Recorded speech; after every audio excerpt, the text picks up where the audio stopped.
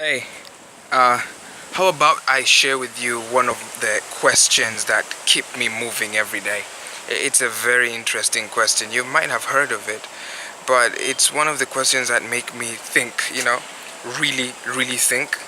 And that question is that you can really listen right now. The question goes, if today was your last day, would you decide what you want to decide? Would you do what you want to do?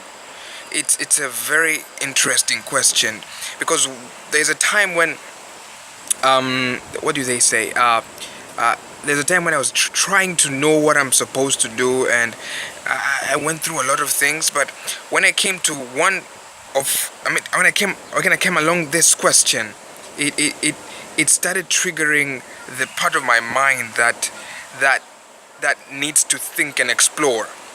So think of this. If you had 6 months to live, like you had 6 months, 180 days, that's it, and you had money was no obstacle for you, no obstacle. I mean, money was not like a question for you. You had all the money you need, and you had only 180 days.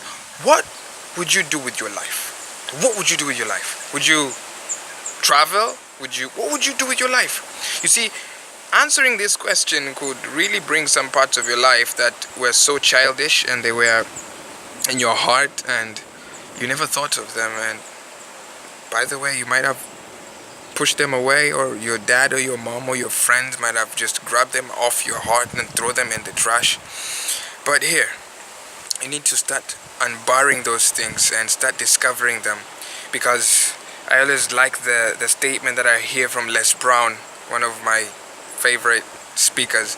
He says, there's a time you'll reach and things will be hard for you, and when you're old and gray and you never took the chances of the things that you'll regret all the things that you didn't do more than the things that you did. So don't let that happen to you.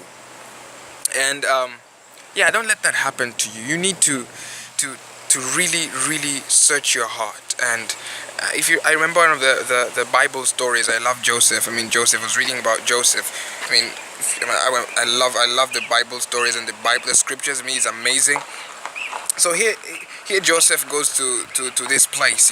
This Joseph was 17 years old, gets his dream, and then what happens is his brothers like hate him, and they just throw him in the pit, and he's taken in slavery, and he goes into this place, and God was with him, and he gets into Potiphar's house. Potiphar is his master, and he's just like a slave there as a servant. But what Potiphar realized is that this guy, whatever he does, is just going amazing. What's up? And the Bible says, okay, this is interesting how the Bible says, whatever Joseph did, circle, I had to circle, circle, highlight, bold, and capitalize the words did. Whatever he did, it turned out to be great because God was with him. Now, that is the really important part, did. So there's so many things you will hear me tell you, and you will hear other people tell you, but if you don't circle, capitalize, and bold the word did, do,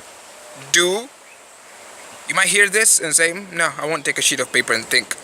It's okay, it's your life. But if you want to push forward, it's all about the few people. By the way, 10%, if not 5% of the world are millionaires and billionaires, just 10%. I don't know the exact figures.